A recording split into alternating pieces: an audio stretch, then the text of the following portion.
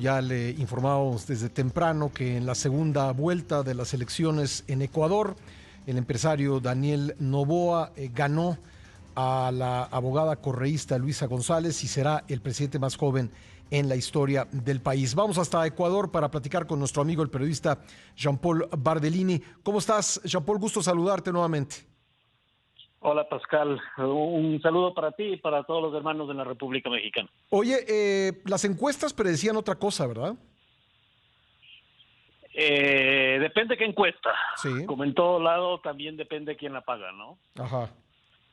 Entonces, Entonces, hubo algunas que atinaron y otras que se quedaron muy lejos. de las 5 principales encuestadoras, 4 le atinaron. Una que trabajaba para el correísmo, pues decía hace una semana, no solamente que habían empatado a Novoa, sino que ya lo habían pasado y que ellos ganarían con el 2%. Sí. Pero la situación se mantuvo desde prácticamente el día siguiente a la primera vuelta, en donde Luisa González estuvo en el primer lugar, pero de inmediato creo que todo ese conglomerado de gente que no está de acuerdo con el correísmo y sus formas se iban a terminar uniendo, ¿no? Entonces hemos tenido un resultado que se preveía en las encuestas, 52% para Daniel Noboa y 49% para Luisa González. Bueno, ¿cómo se explica el resultado? Digamos, ¿hay lecturas que se pueden hacer a partir de este triunfo de Noboa? Sí, claro, y creo que son lecciones para la región también. La gente está cansándose de la política tradicional, incluso del marketing político como tal. Noboa ha hecho todo lo contrario a lo que periodistas como tú o como yo incluso hasta anhelamos. Ayer, en sus primeras declaraciones, a mí me dejó sin material para trabajar.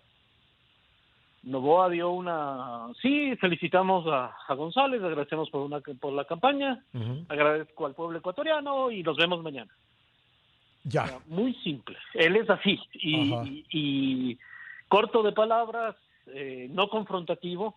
Tú esperas que cuando alguien gana las elecciones te dé un meeting con miles de personas, Ujú.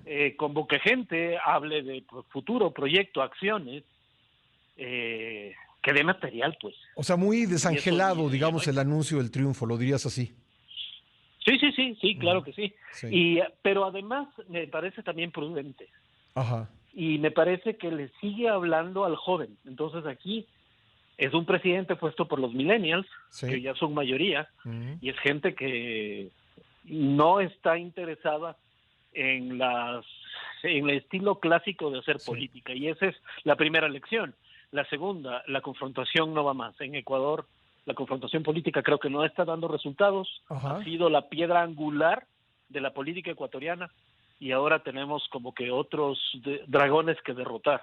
Así que todos esperamos que mañana, cuando tenga la primera reunión con el presidente Lazo, se encuentren los equipos de gobierno, del gobierno entrante y del gobierno saliente, y empiece una transición, empecemos a conocer cuál es la realidad ya, no del Noboa candidato, Ujú. sino del Noboa presidente. Oye, es interesante lo que planteas sobre la juventud de Noboa y también el hecho de que pues atrapó o captó el interés de los jóvenes y supongo que muchos jóvenes votaron por él. Y es interesante, perdóname que haga un apunte sobre México, pero las dos principales candidatas a la presidencia o virtuales candidatas a la presidencia, porque todavía no lo son formalmente, pues tienen ambas más de 60 años, ¿no? Y creo que hay una lectura a partir de ahí. ¿Desde cuándo comenzó pues esta discusión en Ecuador respecto de la juventud de Noboa y lo que podía ofrecer a los jóvenes y la manera en que los jóvenes lo podían apoyar a él? Empezó en el momento en el que el resto del país vivió el trauma del asesinato de Fernando Villavicencio. Aquí en ese momento todos discutían en qué tipo de anticorreísmo iba a enfrentar al correísmo, si Ujú. era el ambientalista indígena de Yacu Pérez o iba a ser el confrontativo tradicional del gran fiscalizador del correísmo que era Fernando Villavicencio. El asesinato de Villavicencio marca aún más el vacío de liderazgos nuevos. Y en un debate donde faltaba el gran orador que era Villavicencio, surge este joven que era el único que no entró en la pelea, no entró en la acusación del resto de candidatos. Y ocupa un espacio y los jóvenes deciden hacer un voto, yo creo que hasta impensado. Sino simplemente el que me cayó mejor es este joven. Y resulta que le ponen en primera vuelta y gana. Y eso nos va a pasar a todos. ¿Tú crees que no es joven el voto que está pensando en Milei en Argentina? Es muy joven porque te está hablando de la casta. Sí. Te está hablando de la vieja casta política. Y Milei lo que está haciendo es patear el tablero. Y miremos que esto está pasando en otras partes. Sí. ¿Cuál es la reacción del voto en España que ha impedido con un segundo puesto electoral impedir que Vox llegue al poder de la mano del PP en España? O lo que acaba de pasar en Polonia.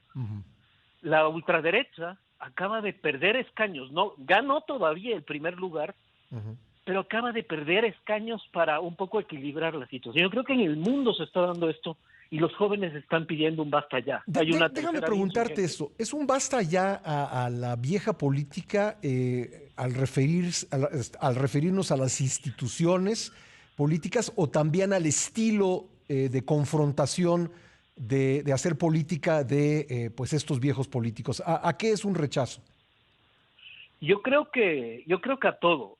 ¿Por qué? Porque el joven nos está pasando factura. El joven está diciendo, oye, destruiste el planeta, estamos con un cambio climático tenaz. Todo lo que has hecho ya lo hiciste. O sea, tú eres responsable de esto. Yo no quiero.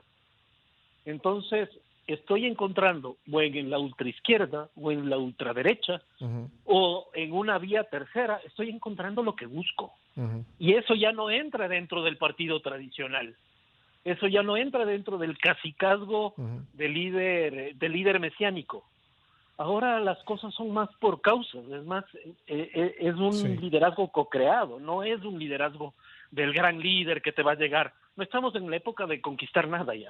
Entonces tampoco son las coordenadas políticas de izquierda a derecha, ¿verdad? Eso no es, por lo menos en el caso de Ecuador, no fue eso lo que pesó en la decisión.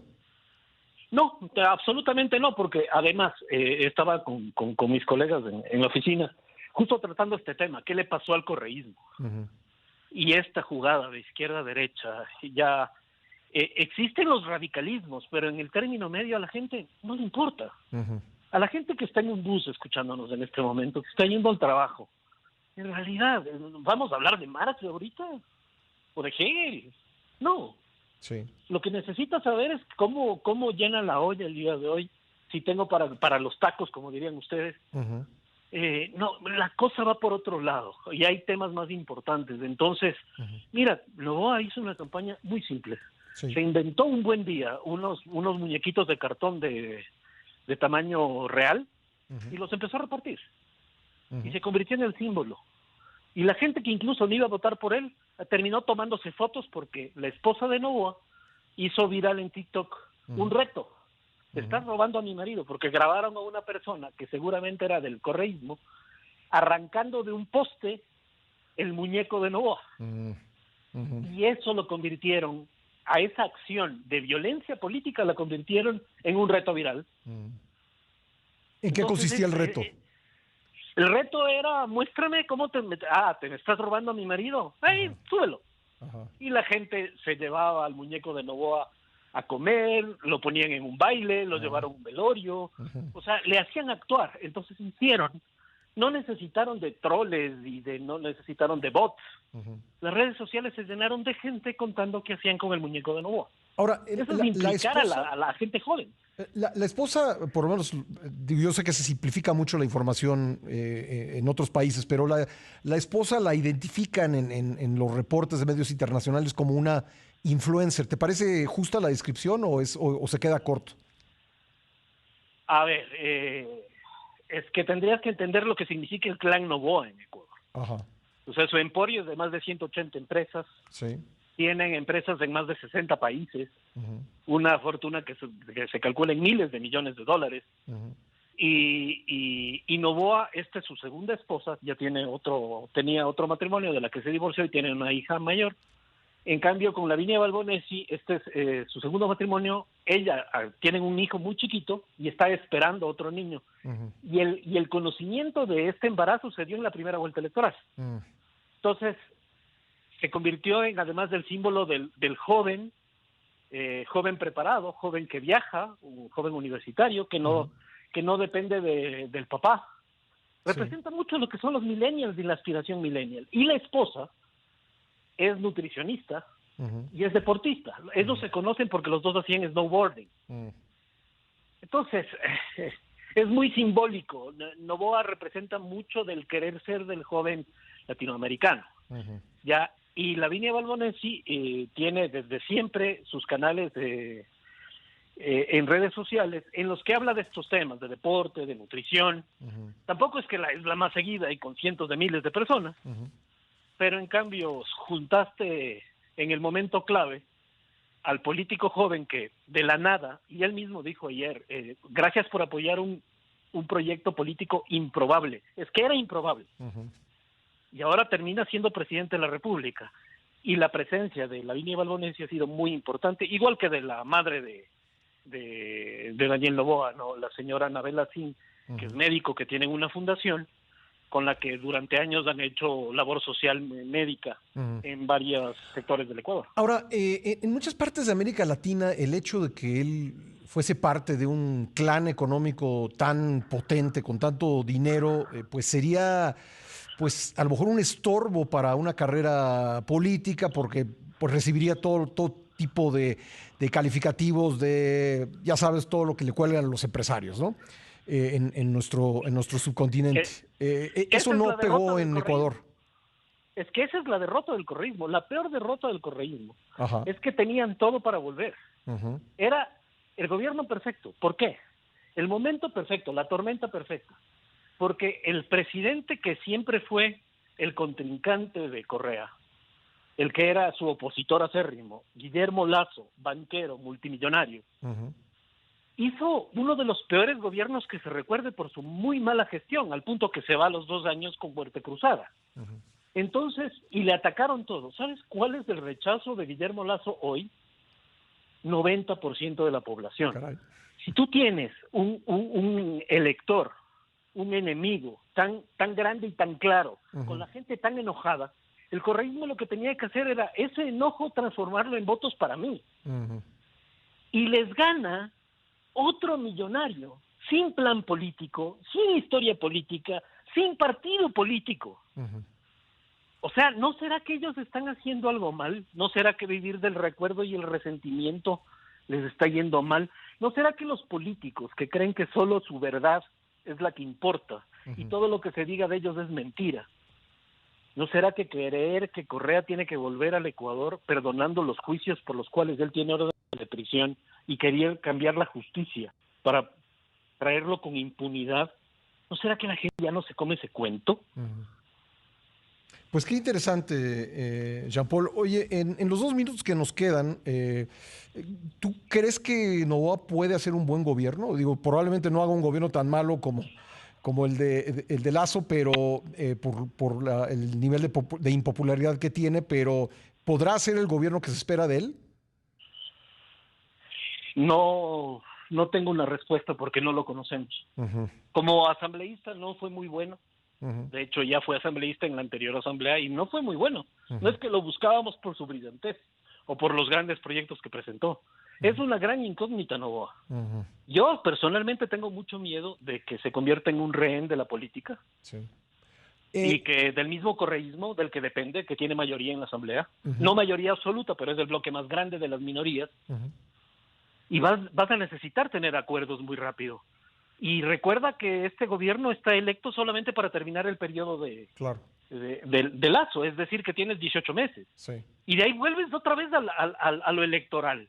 Y si Noboa quiere solo cumplir con estos 16 meses para lanzarse a la siguiente elección, y si le empieza a ir medio bien los otros, ¿tú crees que no lo van a frenar, sobre todo el correísmo? O sea, es una gran incógnita, y Noboa además espero que esté consciente que el 52% que tiene en mucho es rechazo al correísmo y a la clase política, no son de él. No es que eres el presidente con el 52% de la población de tu lado. Tienes votos prestados y estás tomando un país que es una bomba de tiempo. Pues muy interesante panorama, da para muchas lecturas, como nos has mostrado, Jean-Paul, y pues vamos a seguir con atención lo que viene en Ecuador. Te agradezco nuevamente que me hayas tomado la llamada y te mando un abrazo. Siempre es un placer y además creo que todos tenemos que aprender de esta nueva democracia que está insurgiendo en un planeta que pide a gritos que paremos el carro un poco, ¿no? Que le paremos un poco de asunto a lo realmente importante, que es el cambio climático, y que nadie lo ve. De acuerdo, de acuerdo. Yo creo que, yo siempre le digo a los jóvenes, esa tiene que ser la causa de ustedes. No hay nada más importante. Muchas gracias, Jean-Paul. Un abrazo, Pascal. Un abrazo a los hermanos de México. Gracias, Jean-Paul Bardellini, desde Ecuador.